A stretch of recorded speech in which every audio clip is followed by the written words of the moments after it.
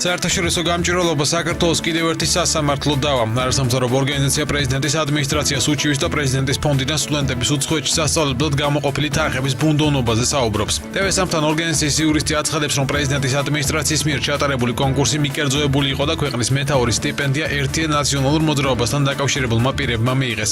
ეკა ბოკუჩავას თქმით, მოთხოვნის მიუხედავად ორგანიზაციამ პრეზიდენტის ადმინისტრაციისაგან კონკურსთან დაკავშირებული ინფორმაცია დღემდე ვერ მიიღო.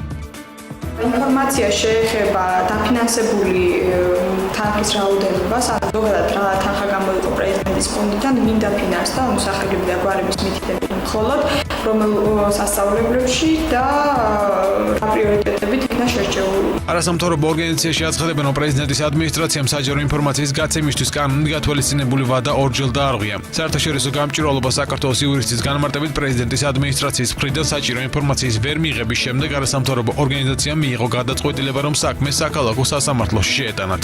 ივნისის თვეში ჩვენ მივხვდეთ პრეზიდენტის ადმინისტრაციას და მოვთხოვეთ ინფორმაცია, თუ რა თანხა გამოიყო პრეზიდენტის ფონდიდან საზღვარგარეთ მოსწავლეების დასაფინანსებლად.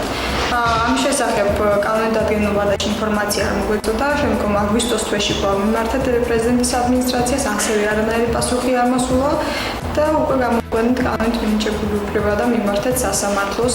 ამ საკითხთან დაკავშირებით არც პრეზიდენტი და არც ადმინისტრაცია კომენტარს არ აკეთებს.